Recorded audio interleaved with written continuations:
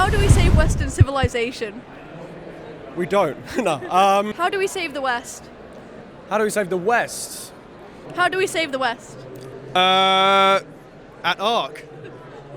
That's how you do it. How? Look, there's been a slow decline over many years, I think we would agree. Free speech, we're losing traditional Christian values. And I think events like this where we can discuss ideas and sort of see where we're going wrong and what decisions we want to make and where we want to go is the way forward. Removing any global authoritarianism. So one of the things about Together, which is an organisation I work with, is it's about working with the people. If we constantly rely on intellectual elites, etc., then we're not going to get anywhere, because everyone's got their faults, and it takes democracy and it takes the responsibility of ordinary, just working British people or Western people, based on your question, to make change. It needs to be bottom up. John Peterson, whoever else is here, we're all here to sort it out. I think it's a good event. I'm enjoying it. What are the biggest issues in Britain today? Biggest issues in Britain would be the erosion of free speech, I would say. Without free speech, then there are all other rights are under threat if you can't get the right to express yourself freely and openly. How is freedom of speech being eroded in the UK? People are being locked up for posting words, and that's wrong, I would say. What would you say are the biggest issues facing Britain? I would say let's talk specifically about young people, because I think young people, they need to engage in not just politics, but having an opinion full stop. The problem with young people is they're not willing to have an opinion, which is a real issue, because there's nothing wrong with having a difference of opinion, but you need to have respectful, rational debate, which is what ARC is about. And hopefully, that this is going to be the start of more discussions, because there are quite a few young people here who are willing to have calm, rational debates. That is what we need to do. What do you think the biggest issues in Britain are? Mass immigration, lack of housing, prices exploding, gender relations breaking down, education sucking. Do you think mass immigration has gone too far? Yes. Why?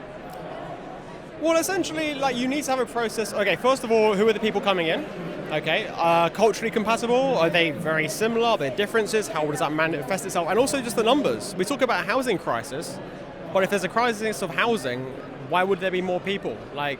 If you can't even house the people you have already, does it make sense to have more people come in? I would say no. It needs to be controlled, obviously, and there needs to be, we need to always have balanced discussion and always have the ability to have the freedom of speech to discuss this. So it's less about saying, do I think it's gone too far? Personally, I can say yes, but it's more importantly, is there a platform for people to have a discussion about that? And at the moment, it doesn't seem there is.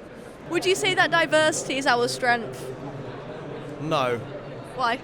Because, fundamentally, diversity tells you nothing about the people involved. It's just, this guy's gay, this guy's black, this guy's whatever. Fundamentally, what you want are people who are good at their jobs to do the jobs properly, and diversity just flies straight in the face of all that. Has liberalism been a good or bad thing to the West? Can I say both? Yeah. Okay. It's both. I mean, look, with most things there are pros and cons, and like I say, there are good sides to liberalism, but there are definitely issues.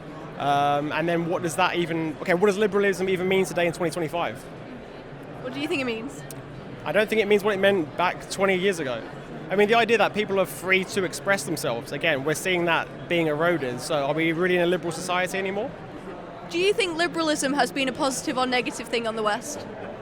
I think it's probably been a broadly positive thing. I like the idea of liberal democracy, people being able to vote, which we didn't really have in the past.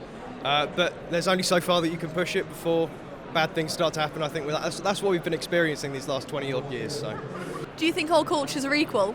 No. Why? Because some are better for human development and prosperity and others are not. Why do you think almost half of young people think that Britain is racist? Because of the education system. History has been hijacked, especially within, when I was at school, there was no balanced conversation when it came to, let's take the slave trade, for example.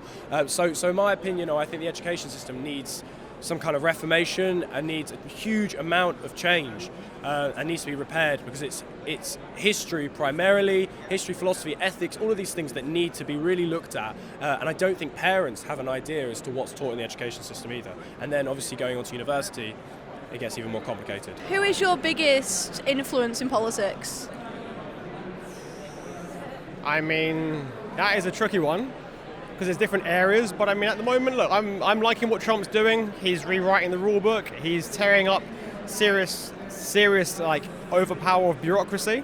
We're seeing mismanagement of government spending like nobody could have even, like beyond what most people even imagined. Who are your biggest political influences? Interestingly, political influence. Jordan Peterson, which sounds a little bit like a fanboy, but the point, I know, because of course we're at art, but look, as a young man, Peterson has had a tremendous impact on young men specifically, and whilst obviously he's a psychologist, not a political figure, he's transitioned into political commentary, which has been very beneficial. What Peterson does is he helps you to form an argument and teaches you the ability to articulate your points. Who would you say are your biggest political influences? Andre Walker, Nigel Farage, and that's about it. Donald Trump, my hero. I love that man. How do we make Europe great again?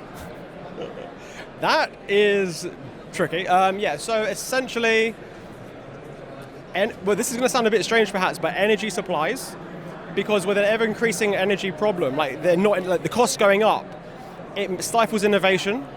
It means people's standards of living are going down. So although that might not be like an obvious choice, starting with energy would be a good one. And also, again, getting back to freedom of speech. You know, we're seeing the EU try and interfere in different elections, which can be problematic. If people vote for something, they should be able to have that.